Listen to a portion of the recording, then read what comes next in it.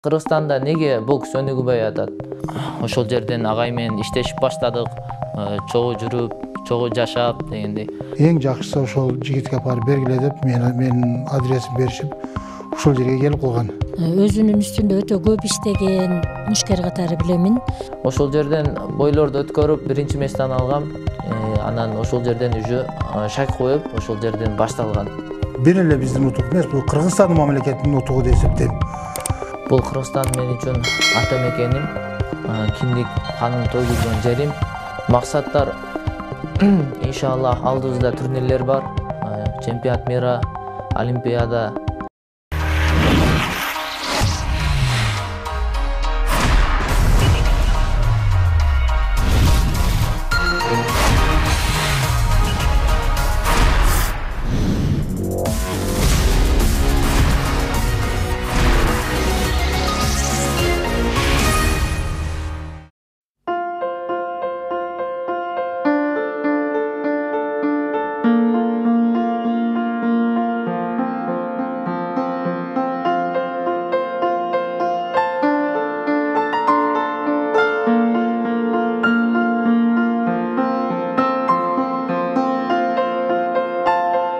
Оштотурулгом, негизи Кыргызстандан.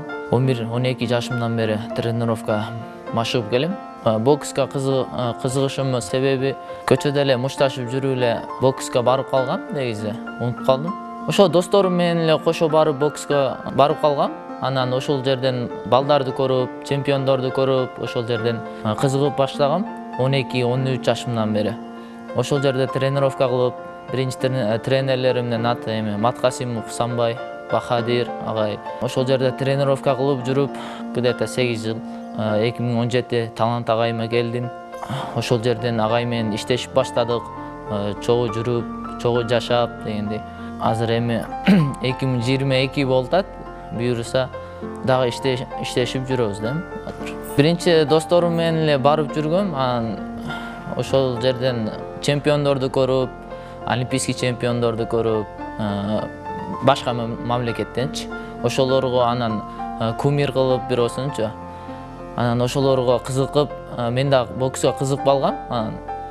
Анан чемпион Азиялерди көрүп, чемпион мира, олимпийский чемпионлорду көрүп, мен да максат койгом, ошолорго окшоп чемпион Азия, чемпион мира болом деп.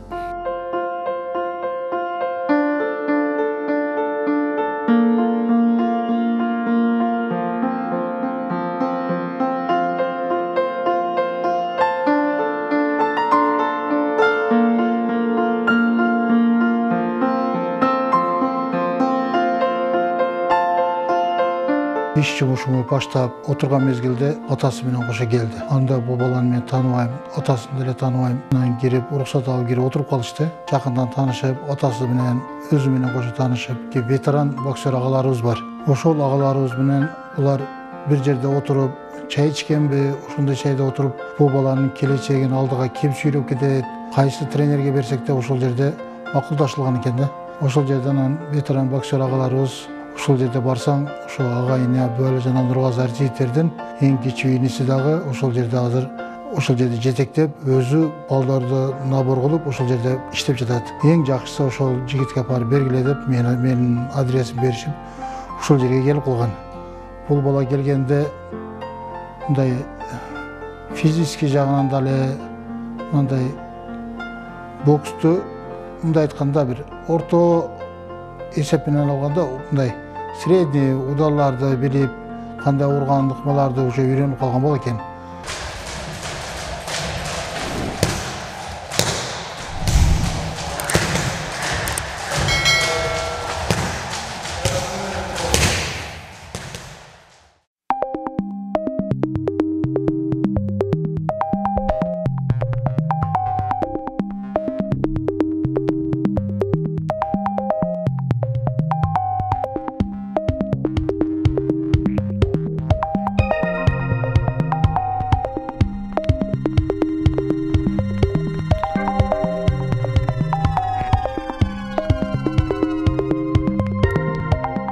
Атам да кызыгып турат. Атам кызыккан үчүн спортко өзү возможность кылып берет мага өзүдөрү. Эми агайым бар. ошо агай менен иштешип келатабыз. Буюрса баары алдында. Бокстон башка түргө өтөм деген ойлор болду эле. Көп ойлор болду эле. Утулуп калганда болду, таштайм деп. Ошондой ойлор болуп, кайра боксту кылып, ошондой бокс башка бир эме экен да, бокс өзүгө тартат экен. Азыр эми бокс менен кетип бартабыз. Буюрса боксту да результат кылып, уже бүтүрүп коюш керек да. Уже жашоону алып кетиш керек. Менин максатым ошол олимпийский чемпион болуш, чемпион мира болуш, профессиональный да чемпион болуш. WBA ошондой поястарды алып, уже кайра боксту таштап коюп, жашоону алып кетиш. Машыктыруучу да болом. Эми пландар азыр план кылган жокмун негизи. Азыр толко результатка иш кылам деп атам. Анан баары Алладан, рызык Алла берет. Аны ойлогон жокмун негизи. Азыр толко боксту ойлоп эле жүрөм.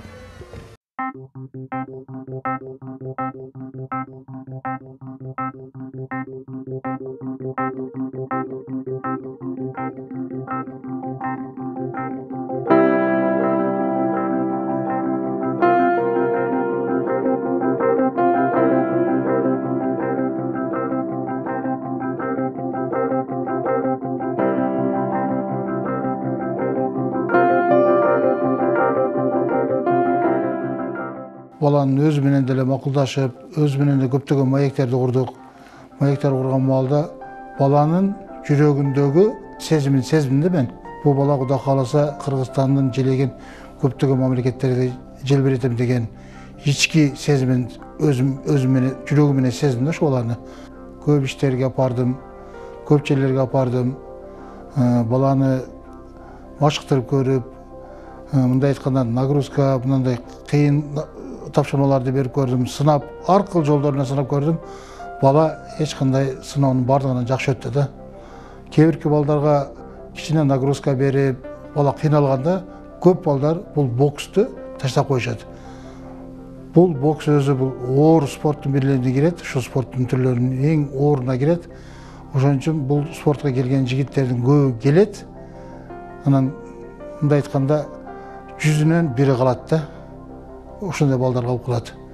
Ушул баланы ушунчалык өстүрдүк. Көптөгөн жактарга өзүмдүн жаныман алып барган күндөр болду. Өзүмөн акчалар каржылап, өзүм алып барган күндөрүм көп болду. Көптөгөн жактарга бирге бардык, ойнотуп келдик. Анан жылдан жылга баланын өсүүсү уже көзгө көрүнүп калды.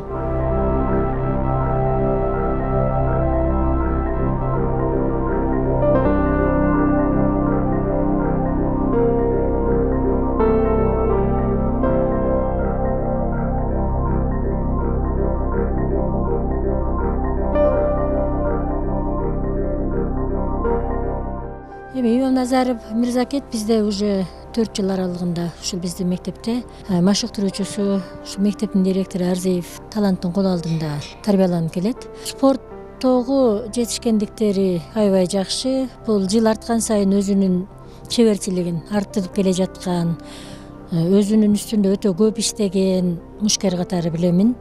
Анан мындай адамдык касиети десе аябай ийкемдүү. Биз негизи өзүбүздүн спортсмендерди эч качан жаман жолго тарбиялабайбыз. Мына ошондуктан булардын өзү менен бирге машыктырып жүргөн башка спортсмендер менен мамилеси жакшы, бизге мамилеси түз, өтө ийкемдүү балдар. Анан өзү жаш болсо дагы биздин мектептеги дасыккан мушкер балдарыбыз бар. Мисалы Сейитбек уулу Мунар, Туратов Жаркын. Мына ошол агаларын көрүп өсүп келе жаткан жаш спортсмен катары билемин.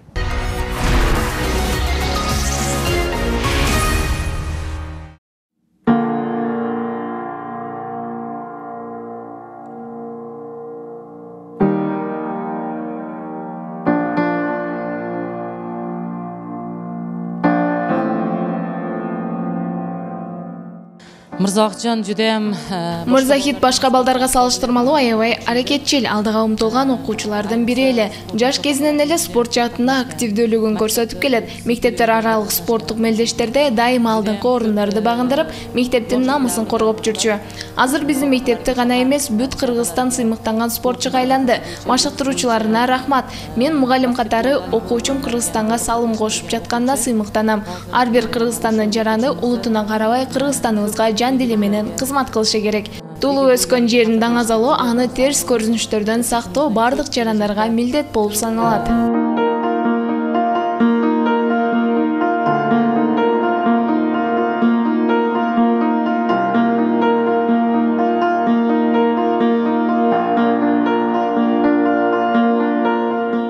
Мен кесибим азыр физкультурныйда окуп атам.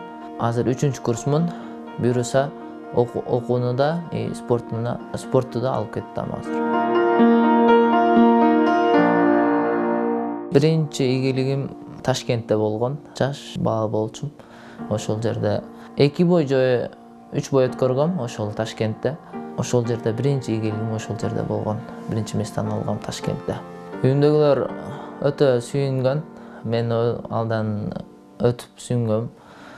Биринчи жеңишим, анан медалдар менен үйгө келсем, ата-энем күтүп алып, сүйүнүп, молодец деп. Ошондон уже шак коюп, ошол жерден башталган. Бокска өтө кызыкышым ачканда. Биринчи Оштун облустун чемпионаты болгон. Ошол жерде биринчи месттен алгам. Анан чемпионат башталган. Чемпионаттарда утулуп калып, анан 2017-ден башталып жакшы настройлорду коюп, международный турнир болгон, Таласта болгон. Ошол жерде Казакстан, Өзбекстан, Тажикстан, Русия бардык мамлекеттерден келген ошол жерге. Ошол жерден бойлорду өткөрүп биринчи месттен алгам. Анан ошол жерден уже шак коюп, ошол жерден башталган эмелер, международный турнирлер, чемпионат Кыргызстанга катышышым. 2017 же 2018 ошол Таласта болгон да, ошол жерде биринчи месттен алгам. Кече жакында чемпионат Азия болуп өттү Ташкентте, алдагы. Чемпионат Азия бардык мамлекеттен биринчи номерлери келет ал жерде. Биринчи бой айтайын десем, биринчи бой Саудия Арабия менен чыктым. Экинчи бой Япония менен, үчүнчү бой Ирак и 4-чү бой Өзбек. Ошол жерде кыргыз эли үчүн кыргыздын желегин желбиретем деп барганбыз баарыбыз. Кыргыздын намысын коргоп, алтын алам деп барганбыз. Тилекке каршы күмүш медаль алып калдык. Бул жеңиш эми Алладан бары. Биринчи месттен ала албай калдык. Буюрса иншаллах дагы ийгиликтер бар. Баары алдында. Бул соревнование башталышы.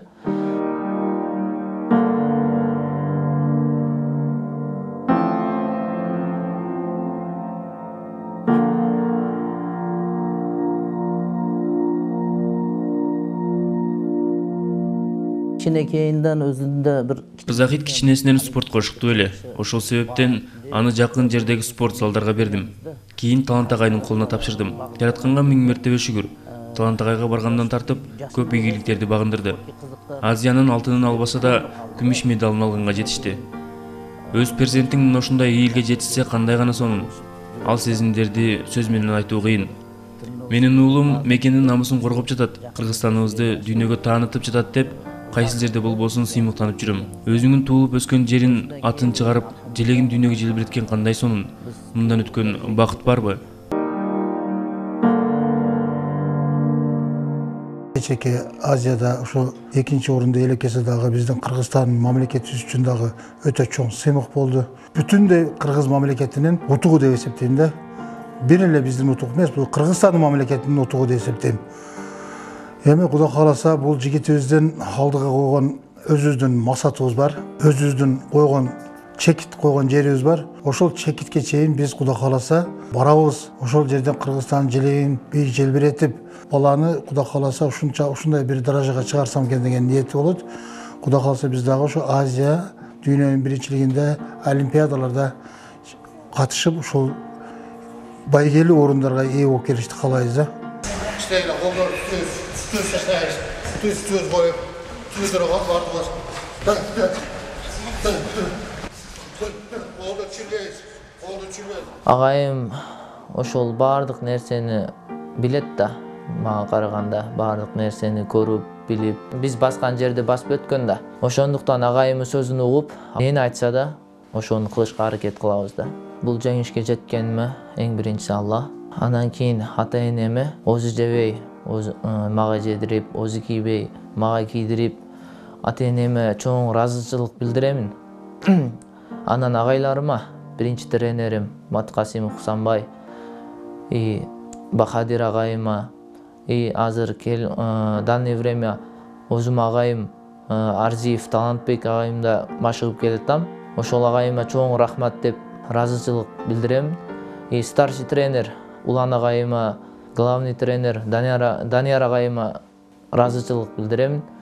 Неге дегенде алар главный тренерлер, Кыргызстандын главный тренерлери, старший тренерлери ошолор менен чогуу жүрүп, субботлордо чогуу сүйлөшүп, алар менен чогуу жатып, көп настройлорду ошолор берди деп ойлойм. Спорт комитетпи же Кыргызстандын федерациясы Кыргызстанда эң карап баштады да. Спортко эң карап баштады деп ойлойм. Мурун андай эмес болчу. Анан эми азыр стипендия дегендей Азияда ким результат бере турган болсо, стипендия алат. Иншаллах, мынакей биз дагы алабыз, болуп калат. Кыргызстанда неге бокс өнүгбөй атат? Выездной турнирлер жок да. Ошолорго выездной турнирлерге чыгып, сборлорду өткөрүп, соревнованияларда катышып эме болсо, бокс өнүгөт иншаллах. Бул Кыргызстан мен үчүн ата мекеним, киндик каным төгүлгөн жерим. Кыргыз үчүн жанымда да беришке даярмын. Кыргызстандын желегин желбиретип, намысын коргоого ар дайым даярмын. Максаттар иншаллах алдыбызда турнирлер бар. Чемпионат мира, олимпиада, ошолордо Кыргызстандын желегин желбиретүүгө сөз берем иншаллах.